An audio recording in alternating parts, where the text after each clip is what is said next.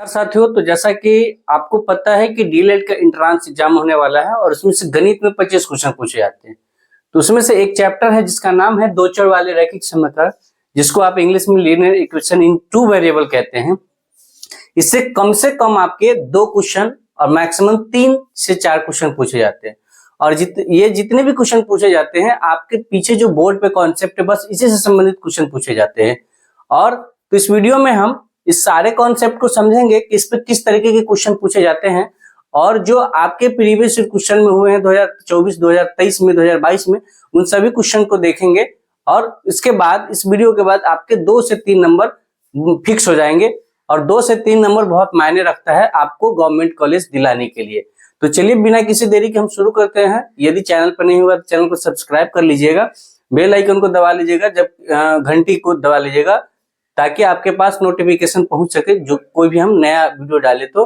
और वीडियो अच्छी लगे तो लाइक करके शेयर जरूर कर दीजिएगा। तो सबसे पहले हम जानेंगे कि दो चर वाले रैखिक समीकरण है क्या। तो जैसा कि आपको पता है उसमें 2 चर की बात कहा गया है और समीकरण के बारे में हमने बताया है द्विघात समीकरण में, जो आप पढ़े होंगे। तो रैखिक समीकरण का मतलब होता है, तो सबसे पहले हम जान लेते हैं कि भैया ये दो चर वाले रैखिक समीकरण में चर क्या चीज है। तो चर कहते हैं आप x, y, z, a, b, c यानी कोई भी अल्फाबेटिकल लेटर जो आपके समीकरण में रहते हैं, चाहे वो x के फॉर्म में हो, y के फॉर्म में हो, z के फॉर्म में या ABCD कोई भी अल्फाबेट हो जिसका मान निश्चित नहीं होता है। तो चर को इंग्लिश में बोलते हैं वेरिएबल, क्योंकि इसका जो मान है वो वेरी करते रहता है, बदलते रहता है, इसलिए इसको हम चर मान कहते हैं, चलने वाला मान कहते हैं। तो आप समझ लीजिए कि चर मान 2 चर बोला है, यानी एक ऐसा इसका रूप होगा जिसमें 2 चर की बात किया हुआ, चाहे वो एक्स वाई हो, जेड ए हो, कुछ भी हो, ठीक है। तो इसके पहले हम सामान्य रूप की बात कर लेते हैं कि आपके 2 चर वाले रैखिक समीकरण दिखेगा कैसा। तो सामान्य रूप इसका होता है ax plus B Y plus C is equal to 0। ये इसका होता है मतलब सामान्य रूप। मतलब जब भी आपको समीकरण देखने को मिलेगा 2 चर वाले रैखिक समीकरण, वो ax plus B Y plus c बराबर 0 के फॉर्म में होगा। अब रैखिक समीकरण बोले हैं तो रैखिक इसलिए बोला गया है कि x और y यानी चर मान का जो अधिकतम घात है वो 1 है। घात मतलब पावर, है ना। तो यही चीज अगर आपका ax square plus bx plus c हो जाता था इक्वल टू 0, तो ये द्विघात समीकरण कहलाता था, क्योंकि इसमें x का अधिकतम घात कितना है तो 2 है। तो आप समझ लीजिए कि जिस भी चर मान पे घात 1 होगा तो वो रैखिक कहलाएगा, और घात 2 होगा तो द्विघात कहलाएगा, 3 होगा तो त्रिघात कहलाएगा। तो आप समझ गए कि 2 चर वाले रैखिक समीकरण में चर होता है एक्स वाई, 2 चर हो गया, और एक सिंगल फॉर्म यानी एक घात वाला समीकरण, इसलिए हम इसे 2 चर वाले रैखिक समीकरण कहेंगे। तो आपको कोई पूछे, एग्जाम्पल दे दे, 4 ऑप्शन दे दे कि 2 चर वाले रैखिक समीकरण का सामान्य रूप क्या है, तो जहां भी ऐसा दिख जाए ये 2 चर वाले रैखिक समीकरण का रूप हो जाएगा। सर ये बता तो दिए, एक्स वाई हमको पता होगा कि ये वेरिएबल है ना, लेकिन ये ए बी सी क्या है सर। तो ए बी सी एक क्या होगा, तो ये एक आपके वास्तविक संख्या होंगे। क्या होंगे? वास्तविक संख्या होंगे। और वास्तविक संख्या किसको कहते हैं, तो परमेय और अपरमेय संख्या के ग्रुप को बोलते हैं वास्तविक संख्या। तो ये एक वास्तविक संख्या होंगी, लेकिन यहाँ कंडीशन है कि भाई साहब ना ए होना चाहिए 0 और ना आपके बी होने चाहिए 0। ए और बी दोनों 0 नहीं होना चाहिए, बाकी सी आप 0 कर सकते हैं। अब क्यों नहीं होना चाहिए सर, कि ए का अगर 0 हो जाएगा तो ये x खत्म हो जाएगा, फिर ये 2 चर वाला नहीं रह जाएगा, है ना। मान लीजिए किसी समीकरण में x 0 हो गया तो सिर्फ बी वाई प्लस सी होगा, जो कि आपके एक चर वाला रैखिक समीकरण हो जाएगा, ठीक है। तो 2 चर वाले रैखिक समीकरण के लिए x और y का 0 नहीं होना जरूरी हो जाता है, ठीक है। तो ये हो गया आपके किसका, 2 चर वाले रैखिक समीकरण का एक सामान्य रूप हो गया, ठीक है। और एक चीज हमेशा ध्यान रखिएगा, एक पॉइंट नोट कर लीजिएगा कि 2 चर वाले रैखिक समीकरण का, 2 चर वाले रैखिक समीकरण का जो मतलब संभावित जो हलों की संख्या होती है वो कितनी होती है, संभावित हल वो होता है आपके अनंत, ठीक है। इसमें एक्स वाई का जो मान, जितना मान अलग अलग रखेंगे उतने हल संभव है। तो इसीलिए जो 2 चर वाले रैखिक समीकरण का जो आपका संभावित हल होता है मैक्सिमम, वो अनंत होता है। तो आई होप कि आपको ये सारी चीजें समझ में आ गई होंगी। अब इस पे संबंधित जो सवाल पूछे जाते हैं इसके हल को लेके पूछा जाता है ना। ये 3 कंडीशन आपके सामने आता है, स्थितियां ऑफ समाधान यानी सॉल्यूशन के 3 कंडीशन आते हैं कि इसमें आपको दो समीकरण दे देगा, ax1 by1 plus c1 is equal to 0, ax2 plus by2 plus c2 is equal to 0। ये समीकरण 1 हो जाएगा, ये समीकरण 2 हो जाएगा। ऐसे 2 समीकरण आपको दे देंगे दो चर वाले रैखिक समीकरण में, और आपसे ये 3 कंडीशन पूछा जाएगा। पहला कंडीशन कि a1 बट्टा a2 not equal to b1 बट्टा b2। अब ये a1 हो जाएगा, ये गलत हमने लिख दिया, ये यहाँ पे नहीं होगा, यहाँ होगा a1 a2 b1 b2 इस तरीके का। तो आपको पूछा जाएगा कि a1 बट्टा a2 और b1 बट्टा b2 नहीं बराबर है एक दूसरे के, तो इसमें आपको क्वेश्चन दे दिया जाएगा कि बताइए इन 2 समीकरण में, पहले हम हल स्थानीय स्थितियां का समाधान का स्थिति के ये तीनों कंडीशन समझ लेते हैं, फिर इसमें क्वेश्चन किस तरीके के आते हैं उसको देखेंगे। देखिए इसमें 3 कंडीशन उत्पन्न होगा। पहला होगा कि a1 बट्टा a2 नहीं बराबर होगा b1 बट्टा b2 का, तो इसमें हल जो हो जाएगा आपका अद्वितीय हल हो जाएगा। और समीकरण का युग्म कैसा होगा, तो समीकरण युग्म होगा इसमें अविरोधी, यानी विरोध नहीं करता। और ग्राफ जो इसका होगा वो एक बिंदु पर प्रतिच्छेद करेगा। कैसा ग्राफ होगा, तो आप समझ लीजिए ग्राफ आपका इस तरीके का होगा, किसी एक बिंदु पर प्रतिच्छेद करेगा, ये वाला इस तरीके का ये प्रतिच्छेद करता होगा इसका ग्राफ। दूसरा है कि a1 बट्टा a2, b1 बट्टा b2 और c1 बट्टा c2 तीनों आपस में बराबर हो, तो वहां पे जो हल की संख्या हो जाएगा वो अनंत हल होंगे, और ये समीकरण जो युग्म होगा वो आपके आश्रित कहे जाएंगे और इसकी एक ही रेखा पर स्थित होगी। इसका क्या हो जाएगा, तो इस तरीके का आप समझ लीजिए कि यहीं पर आपका अनंत हल होगा। तो अनंत हल का मतलब क्या, एक्स वाई का अनंत मान, तो ये सभी जो मान होगा अलग अलग मान वो सब एक ही रेखा पे होगा।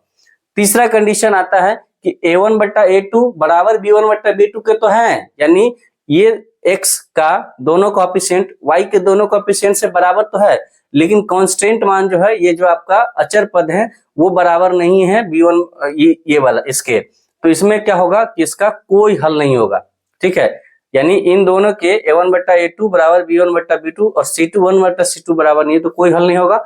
और जब ये कोई हल नहीं होगा तो विरोध करता हुआ चीज हुआ, तो ये विरोधी हो जाएगा। और इसका जो ग्राफ बनेगा वो समांतर बनेगा। कैसे बनेगा ग्राफ समांतर, तो इसको आप ध्यान दीजिएगा। तो इसका जो ग्राफ आपका बनेगा वो बनेगा इस तरीके से, ये हो गया y एक्सिस, ये x एक्सिस, और इसका ग्राफ बनेगा इस तरीके से, समांतर ग्राफ बनेगा। ये कहीं एक दूसरे को मीट करेगा ही नहीं और कटेगा ही नहीं। जब कटेगा नहीं तो एक्स वाई का मान कुछ आएगा नहीं। तो ध्यान रखिएगा ये सारी चीज। और एक पॉइंट जो आपको ध्यान रखने की चीज है कि दो चर वाले रैखिक समीकरण का ग्राफ हमेशा सीधा होता है ना। ये मतलब दो चर वाले ये रैखिक समीकरण, ये सिंगल रैखिक समीकरण है ना, इसका हमेशा ग्राफ सीधा होगा जब सिंगल फॉर्म में होगा, तो यानी जो इसका सामान्य रूप होता है। बाकी ये 2 कंडीशन देने के बाद ये 3 कंडीशन आता है, ये 2 आपका समीकरण देगा, उसके बाद ये 3 कंडीशन पूछे जाते हैं। तो आपसे क्वेश्चन कैसे पूछे जाएंगे, आपसे क्वेश्चन पूछा जाएगा कि बताइए कि a1 बट्टा नॉट इक्वल टू b1 बट्टा b2 है, तो इसका हल कैसा होगा। तो आप क्या बता देंगे कि अद्वितीय हल होगा, है ना। समीकरण युग्म के बारे में पूछ लेगा कि इसका समीकरण युग्म कैसा होता है, तो ये अविरोधी होता है। आप प्रीवियस क्वेश्चन में जाकर देखेंगे पिछले वर्षों के क्वेश्चन को, तो आप देखेंगे कि यहीं से सारा क्वेश्चन आता है, इसमें कुछ बनाने उनाने का कुछ चीज नहीं रहता है। अब कोई पूछ देगा कि बताइए कि 2 समीकरण है, 2 चर वाले रैखिक समीकरण इस तरीके का 2 दे दिया, अब बोलेगा कि इसका जो है अनंत हल है, तो बताइए कि इसका कौन सा रूप होगा इन तीनों के बीच में। तो ये 4 ऑप्शन दे देंगे। तो यहाँ पर आपका a1 बट्टा a2 बराबर b1 बट्टा b2 और बराबर c1 बट्टा c2 होगा। अब हम चलते हैं अपने क्वेश्चन की तरफ, और क्वेश्चन हमको क्या कहता है, हम क्वेश्चन की तरफ देखते हैं। तो आप ये चीज ध्यान रखिएगा, ये छोटा सा चीज आपको ध्यान रखना। पहला क्वेश्चन है आपके सामने, हम बोर्ड पर लगा देंगे। पहला कह रहा है कि 2 चर एक्स वाई में रैखिक समीकरण, अब mx plus by plus n is equal to 0। तो इसमें बोला गया है कि इसके एक्स वाई में रैखिक समीकरण के कितने अधिकतम हल संभव है। अभी हमने जैसे बताया, तो इसमें क्या हो जाएगा, कोई भी 2 चर वाले रैखिक समीकरण हो तो उसमें अनंत हल संभव हो। संभव की बात बोल दे तो अनंत हल संभव है, ठीक है, अनंत हल संभव है। तो ये चीज ध्यान रखिएगा। इसी तरीके से ये क्वेश्चन पूछा गया है, ये क्वेश्चन आपके 2024 के क्वेश्चन है। दूसरा है कि दो चर एक घातीय समीकरण का व्यापक रूप। देखिए इस तरीके से भी पूछ देगा, है ना। इसमें क्वेश्चन है, आप देख लीजिएगा कि ax plus B Y plus C is equal to 0। देखिए बच्चा कहाँ आपका गत्ता खाता है, कहाँ धोखा खाता है कि उसके लैंग्वेज को नहीं पकड़ पाता। इसमें देखिए दो चर एक घातीय समीकरण, तो ये क्या समीकरण है, ये दो चर में है ना एक्स वाई, और एक घातीय है, इसका घात कितना है, अधिकतम। वही तो बोला कि दो चर वाले रैखिक समीकरण, एक घात को रैखिक समीकरण कहते हैं। तो व्यापक रूप पूछा है, इसका क्या होगा, ये व्यापक रूप है। तो ऑप्शन में दिया है कि क्या होगा, a not equal to 0, b not equal to 0, और भी ऑप्शन दिए हैं, a not equal to 0, b बराबर 0, सी दिया है ए बराबर 0, बी नॉट इक्वल टू 0, और डी दिया है ए बराबर 0 और सी बराबर 0। इसका ऑप्शन क्या होगा, अभी हमने बताया था कि ए बी सी जो है एक वास्तविक संख्या होती है, बट ए और बी दोनों भी जो एक्स और वाई के साथ लगा हुआ है वो दोनों क्या होना चाहिए, 0 नहीं होना चाहिए। तो इसका ऑप्शन क्या हो जाएगा, ऑप्शन नंबर ए में है, इसलिए इसका ऑप्शन ए करेक्ट हो जाएगा। तो इस चीज को आप ध्यान रखिएगा। अगला क्वेश्चन है कि रैखिक समीकरण युग्म 2x minus 3y is equal to 2 है, और सॉरी -2 बराबर 0 है।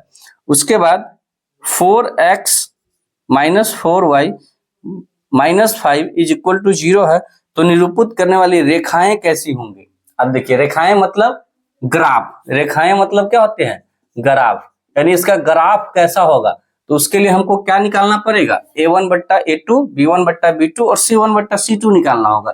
तो यहां से आप देखेंगे तो a1 बट्टा a2 कितना है हमारा, a1 बट्टा a2 हो जाएगा 2 बट्टा 4, b1 बट्टा b2 कितना होगा, तो ये हो जाएगा -3 बट्टा -4, और c1 बट्टा c2 कितना हो जाएगा, तो -2 बट्टा -5। आपको ध्यान रखना चाहिए कि a b c हमेशा चिन्ह के साथ लेना है। तो यहाँ से आप देखेंगे ये 3 बट्टा 4 होगा, 2 बट्टा 5। तो आप देखेंगे ना a1 बट्टा a2 बराबर है b1 बट्टा b2 के, और ना c1 बट्टा c2 बराबर है, ठीक है। तो आपका पहला ही कंडीशन हो गया क्या, यही इससे आगे नहीं बढ़ा। तो इसका जो हल, इसका जो आपका ग्राफ हो जाएगा वो कैसा होगा, तो देखिए एक बिंदु पे प्रतिच्छेद करेगा। तो इसका ऑप्शन ए में लिखा है कि प्रतिच्छेदी रेखा होगा। ये सभी क्वेश्चन आपके पूछे गए हैं, प्रीवियस ईयर क्वेश्चन है, मैं अपने मन से कुछ भी नहीं करवा रहा हूँ, ठीक है। तो आपका आंसर क्या हो जाएगा, ये प्रतिच्छेदी रेखा है। अगला सवाल है कि अविरोधी समीकरण युग्म का कितना हल होता है, हल होता है। क्वेश्चन देख लीजिएगा, इसमें पूछा है कि अविरोधी समीकरण का युग्म हल क्या होता है। ऑप्शन है इनमें से कोई नहीं, एक अनंत हल होता है, अनगिनत हल होता है, कोई हल नहीं होता है। तो इसका आंसर आपको बताना है। आपके सामने तीनों कंडीशन दिया है, तीनों का हल का दिया है, समीकरण युग्म दिया है, ग्राफ या रेखाएं कैसी होंगी उसके बारे में दिया है। तो अविरोधी देख लीजिए, ये है समीकरण युग्म का हल क्या होगा, तो ये क्या हो जाएगा, अद्वितीय हल हो जाएगा। इसको आपको याद रखना है। तो अद्वितीय के किस मान के लिए समीकरण युग्म, के किस मान के लिए समीकरण युग्म x प्लस 2y माइनस 3 बराबर 0 है, 5x plus ky plus 7 is equal to 0 है। क्या लिखा है कि के किस मान के लिए समीकरण युग्म, दो समीकरण का कोई हल नहीं होगा। तो कोई हल किसका नहीं होगा, a1 बट्टा a2 बराबर b1 बट्टा b2 not equal to c1 बट्टा c2। तो ऑप्शन दिए हैं, तो हमको क्या करना है, a1 बट्टा a2 बराबर करना है b1 बट्टा b2 के। तो यहाँ देखिए x का कुछ नहीं है, तो क्या है a1 बट्टा a2 क्या हो जाएगा हमारा, तो ये हो जाएगा 1 बट्टा 5, और बराबर करना है b1 बट्टा b2 के। तो b1 बट्टा b2 क्या है 2 अपॉन k, इसके बराबर करना है ना, बराबर करना है, तभी तो हमारा क्या होगा, कोई हल नहीं होगा। और यहाँ से k का मान आ जाएगा, तो a1 बट्टा a2 है 1 बट्टा 5, और b1 बट्टा b2 है 2 बट्टा k। तो यहाँ से k का मान हो जाएगा, क्रॉस मल्टीप्लिकेशन कर देंगे तो k बराबर क्या हो जाएगा, 5 दूना 10। बस जो हमको क्वेश्चन में कहा है उस क्वेश्चन के इक्वल टू में कर देना है। तो इसका आपका ऑप्शन नंबर क्या हो जाएगा, ऑप्शन नंबर बी इसका करेक्ट आंसर हो जाएगा। तो आप और भी जो भी क्वेश्चन आपके प्रैक्टिस सेट होंगे या मॉडल सेट होंगे, तो दो चर वाले रैखिक समीकरण और क्वेश्चन करिएगा। तो सारे क्वेश्चन आपके इसी तरीके के क्वेश्चन पूछे जाते हैं, तो इस चीज को आप ध्यान रखिएगा। तो आई होप कि आपको इस वीडियो से 2 से 3 नंबर पक्के हो जाएंगे और आपके सारे कॉन्सेप्ट क्लियर हो गए होंगे। यदि इससे संबंधित और भी कोई डाउट रह गया होगा या किसी तरीके का आप सुझाव देना चाहते हैं तो नीचे कमेंट बॉक्स में आप कमेंट कर सकते हैं। मिलते हैं आपके नए चैप्टर के साथ, नए वीडियो के साथ, नए ऊर्जा और उमंग के साथ। तब तक के लिए आप स्वस्थ रहिए, मस्त रहिए और अपने तैयारी में पूरी तरीके से व्यस्त रहिए। और किसी भी प्रकार का अगर प्रिपरेशन में कोई परेशानी आ रही है तो आप हमें कमेंट के जरिए बता सकते हैं। Thank you so much. जय हिंद।